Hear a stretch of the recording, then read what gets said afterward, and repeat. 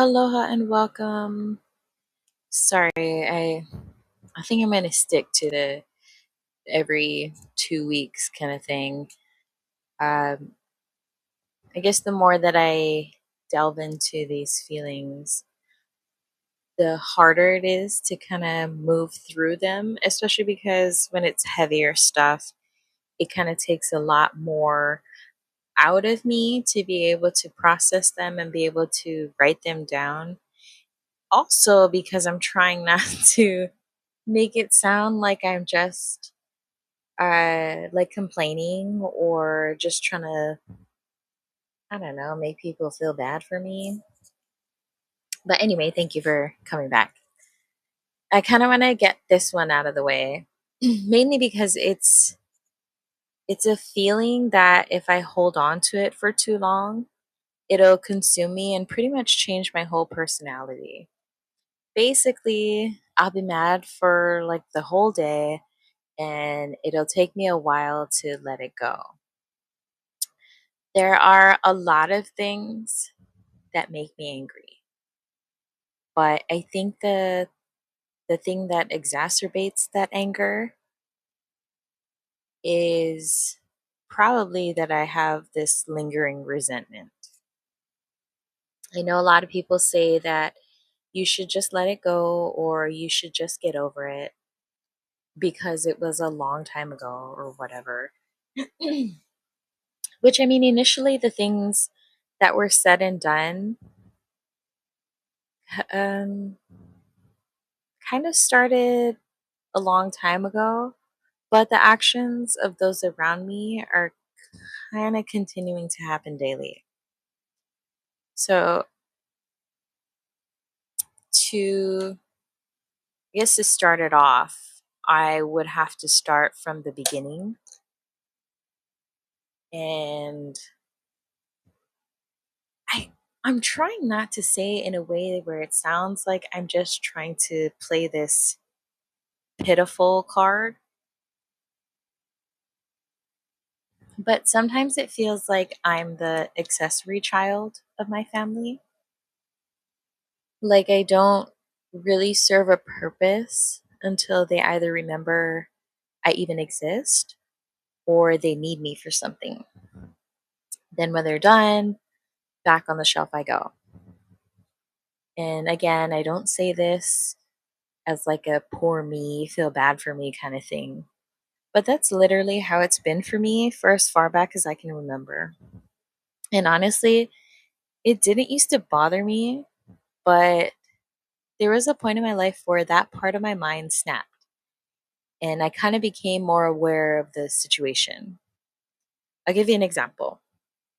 When I was younger, I always wondered why I was excluded from a lot of things or why no one showed up for any of my events, like a sports game or a school performance.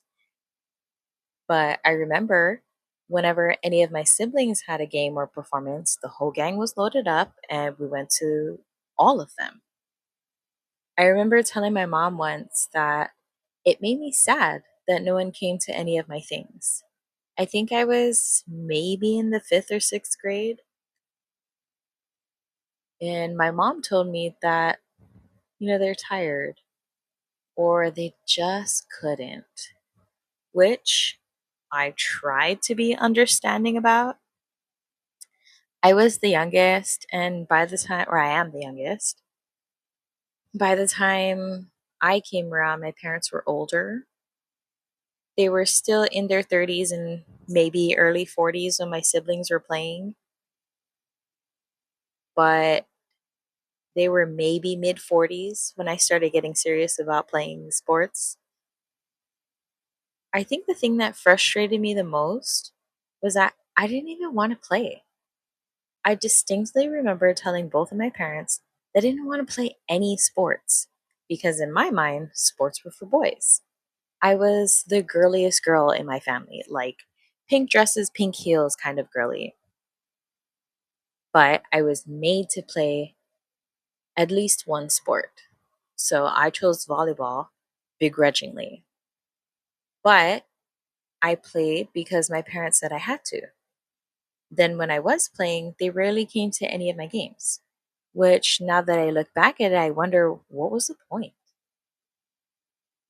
Me personally, I was more into the arts.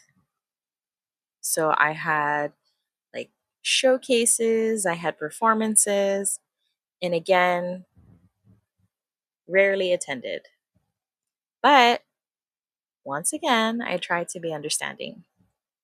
Like, okay, my parents worked a lot, they did a lot with their time. Maybe they just really didn't have the energy to give me. So I tried to brush off the feeling of anger I had towards them, but deep down there was some resentment for sure.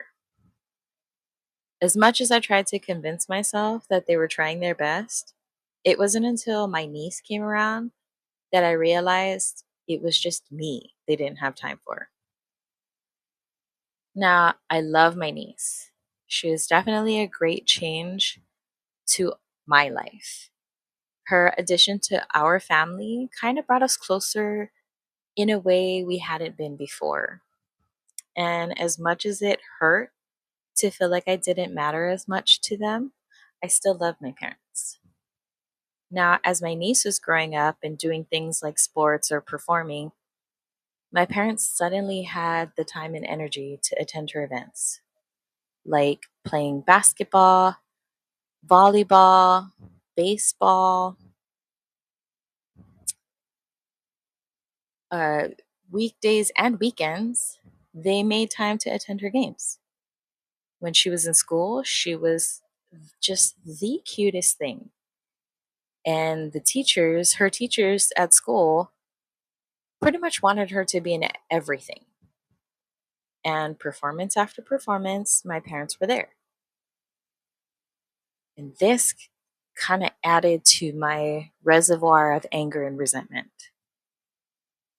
I tried to be understanding initially in the beginning when they would tell me these things, but the reasons they gave me no longer had any standing in my eyes. So I closed in on myself, I put up a wall, and I didn't let them have access to my thoughts or feelings anymore. But my mom would say I was angry all the time or I was very short with everyone. And no matter how many times I'd say I'm only 14, 15, 16, etc., or I'd mention the fact that they'd only notice my feelings when it was anger, never anything else like sadness, or if I was happy, they only ever acknowledged my angry feeling. Everything still ended up being my fault, as if I were the one causing it and I was the only one responsible for fixing it. Yet again, another addition to the bank of anger and resentment. I don't know if you can tell, but I've been through years and years of therapy. So I can acknowledge these things. Sometimes I'd like to be able to still blame my parents, but I've come to be a firm believer in being responsible for one's own actions. While your upbringing and environment can contribute to who you are, ultimately you choose who you want to be and the things you want to do.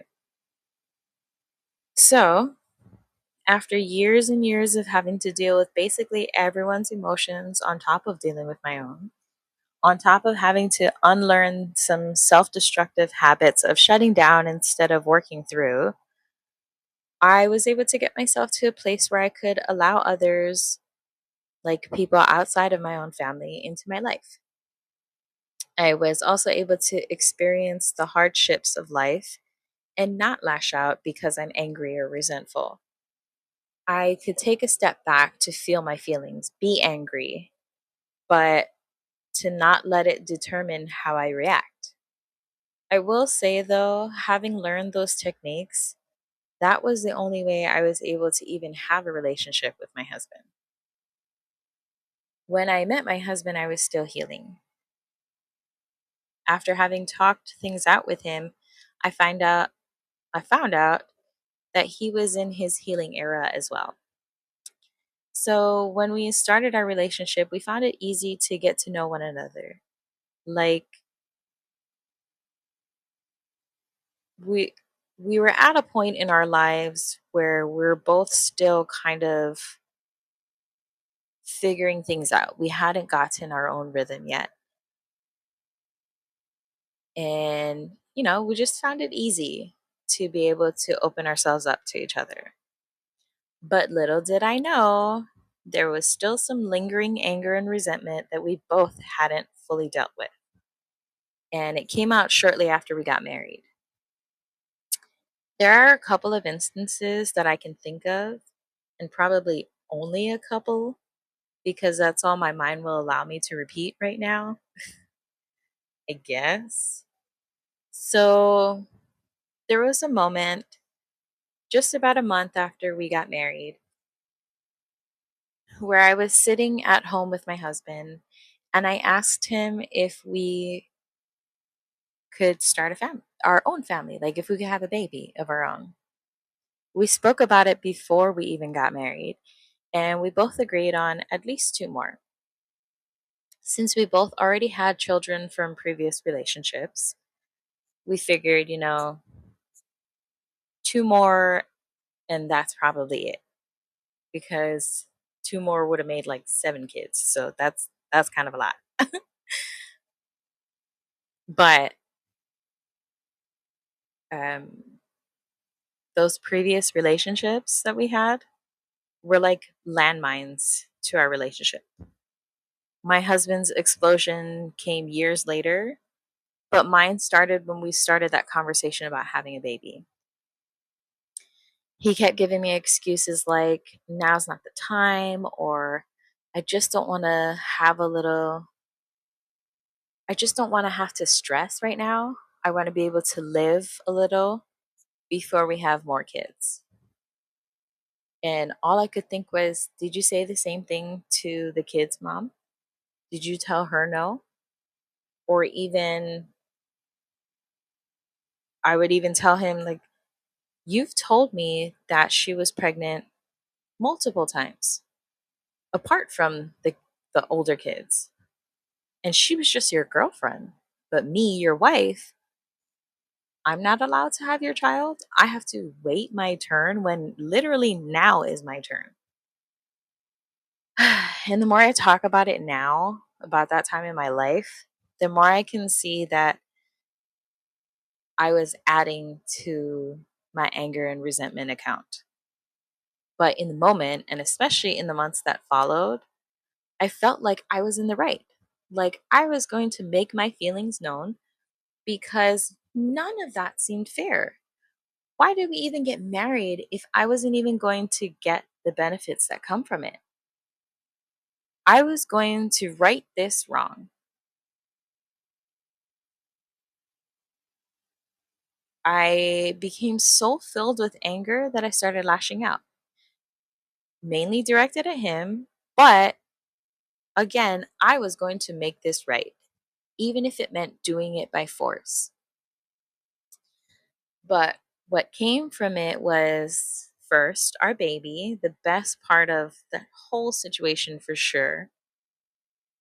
But because he was made out of anger, it was kind of like an anger baby was also growing. Now, I don't want to make it seem like I'm talking stink about my husband because this is all literally stuff I've had conversations with him about in our just he and I conversations and even in our marriage counseling sessions. I told him these things. My husband wasn't the greatest support during my pregnancy, and I resented him for it. He was a terrible supporter during labor and delivery, and even worse, he sucked during my time of some pretty deep depression after having our baby. My baby was born right before the shutdown, and it was already a hard time worldwide. But what I was dealing with in house was pretty severe as well. But it was yet another thing I had to learn how to deal with on my own. I got very close to calling it quits. And when I look back at some journal entries I made during those times, I just sound sad and tired and fed up. I was going through such a hard time in my life, and my life partner, the one that was supposed to be there to lift me through my sorrows, was pretty much the one adding to them. I was so angry at a time when I was supposed to be healing. I was also supposed to be protecting my family and keeping the peace because the world outside was already descending into chaos. Again, it was a shutdown. So many things were going on outside of our house that I was trying so hard not to let chaos into our house. It all felt like the person I worked so hard on leaving behind was actually a stowaway in this new life I was trying to lead. My husband, it seemed, actually liked chaos. It seemed like he thrived in it, like he needed to have it in his life to keep him balanced. I, on the other hand, was tired of it. I wanted stability. I wanted continuous and unconditional love. The love I was promised when we got married. It took a long time, but eventually I was able to receive it. Mind you, it didn't happen until just before my husband left this world, but he finally learned how to love me again in the way he did in the beginning of our relationship. Now, another part, again, after therapy to heal, was when my husband was going through cancer treatments. It felt like it changed my husband back to the angry, headstrong, egotistical person he was during the dark time in our relationship. It sucked. But because we had already been through something so strong and so devastating to our relationship, I tried to take a different approach to moving through it. I tried to listen more than I would argue. I tried to give clear and decisive directions, like instead of trying to let my husband figure it out. Like how sometimes as women we would rather just take the back seat than have to put on that heavy load of being the one making all the decisions. I decided to just do that. I was just going to figure it out for us because, like, side note, my husband was the most indecisive person I've ever met. And that led to a lot of arguments. Anyway, during this already hard time,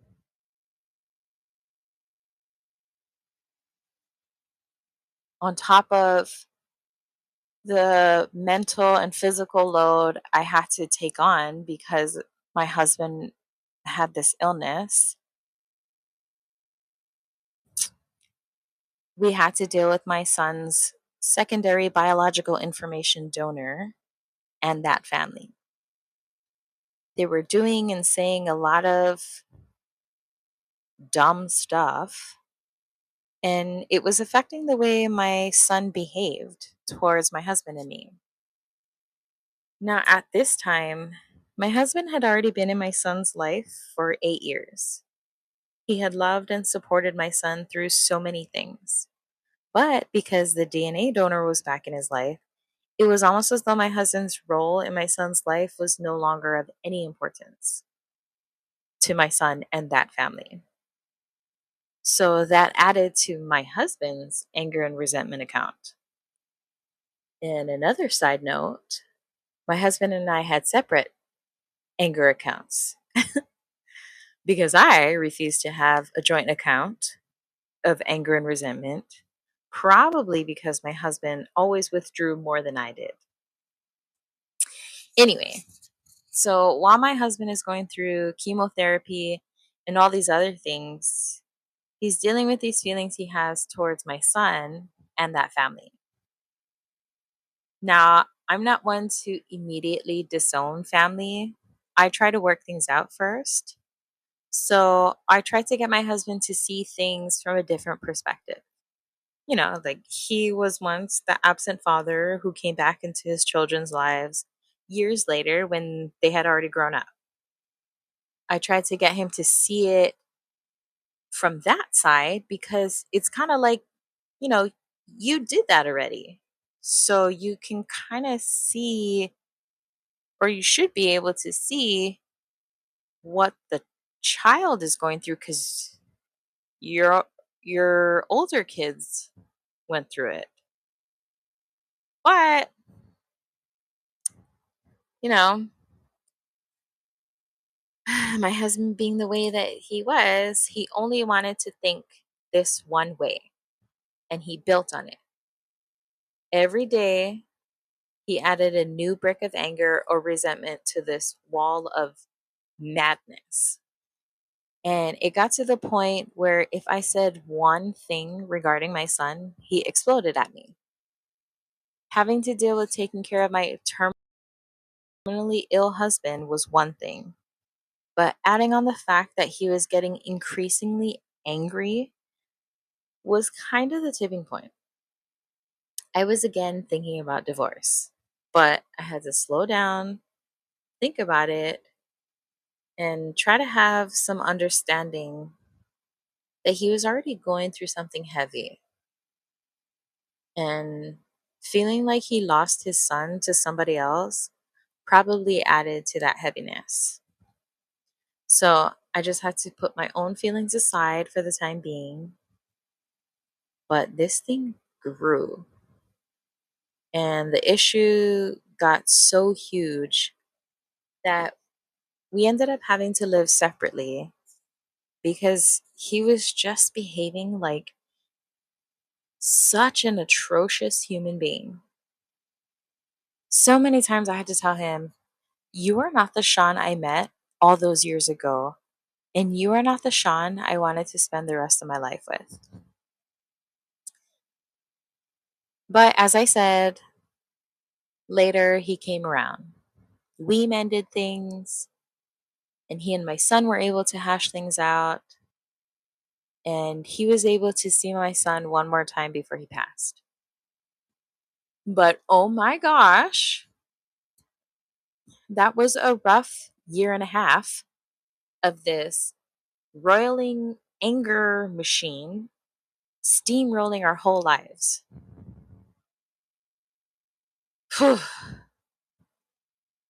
But I guess I can end here, end this whole thing by talking about where I'm at now in my life regarding my account balance of anger and resentment. During the time my husband and I had to live apart from each other, it was because my family and I were living at my parents' house. Again, I love my parents and I try to be understanding that they do the best they can, especially with the way that they were raised. Because it seems like they don't know how to do things any differently. But my dad can be very prideful at times.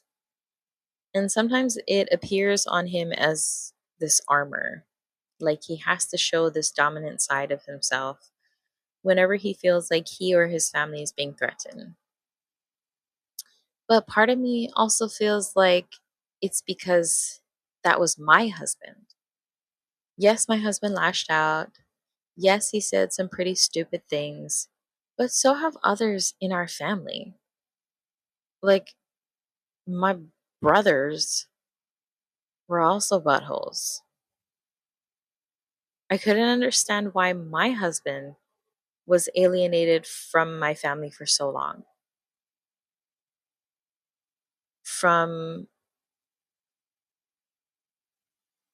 alienated from, like, my mom told me, or she told my sister about me, that she felt like I was stretching myself thin, having to go back and forth from our house to his house, our house to his house, because I was. I still lived at home, but I still wanted to be there for my husband because it wasn't like he lashed out because he's on drugs and he doesn't know what he's doing. He was going through chemo treatment, and it kind of felt you know, like there was a standard we had to hold ourselves through to, even though we were going through this horrible thing.